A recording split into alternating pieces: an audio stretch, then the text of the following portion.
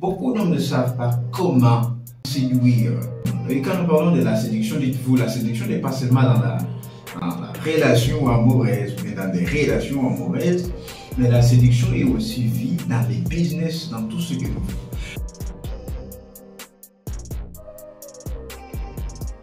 Donc du coup, aujourd'hui, j'ai 5 clés pour devenir bon dans la séduction.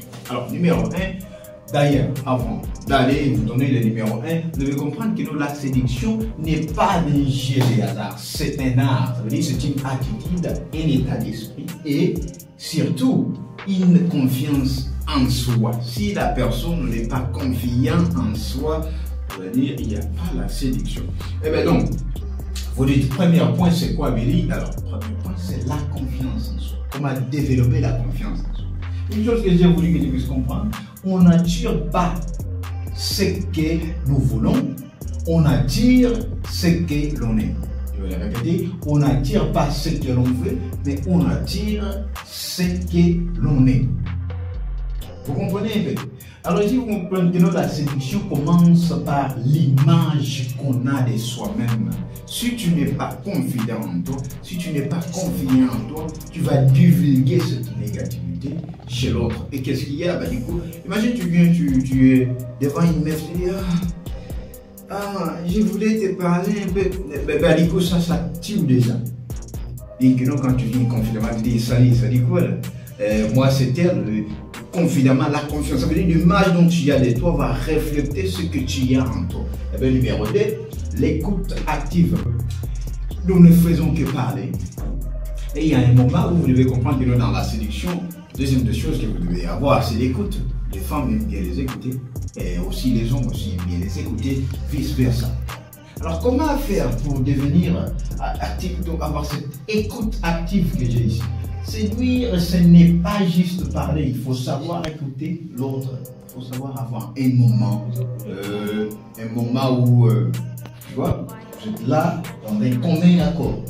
Il y a des moments où elle vient te dire, non mais chérie, il y a un problème comme ça, il y a ceci, il y a cela. Qu'est-ce que tu fais? Tu écoutes pour répondre, mais tu écoutes parce qu'il y a quelque part des gens, la plupart des gens ont juste besoin d'une personne qui vont les écouter.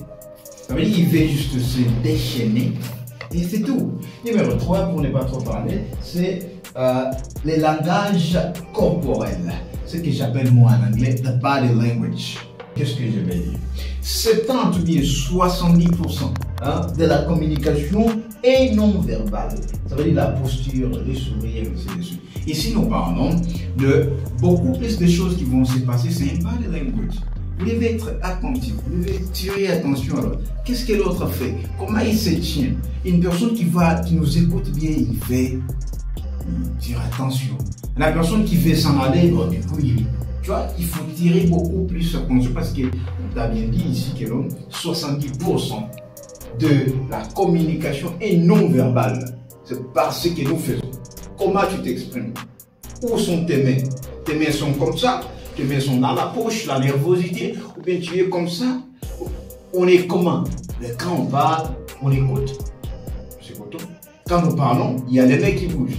Nous montrons, il y a ça, il y a ça. Ça crée de l'impact et ça, une image d'une personne qui est confiante, une personne qui a la confiance en soi, comme je l'ai dit au premier. Bonjour, au numéro 4, qui est l'authenticité. Je dis toujours, il faut être authentique. L'authenticité, ici on te dit, sois toi-même, car la séduction durable repose sur la sincérité. Mieux vaut séduire pour qui tu es que plaire pour ce que tu n'es pas.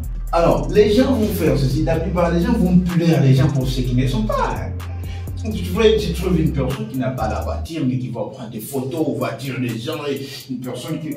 Mais il faut arrêter de faire croire aux gens que tu as quelque chose. Tu vas parler à une femme, et surtout si tu veux commencer une relation sérieuse, d'ailleurs, parce que quand tu commences une relation sérieuse, il faut démontrer pour ce que tu es.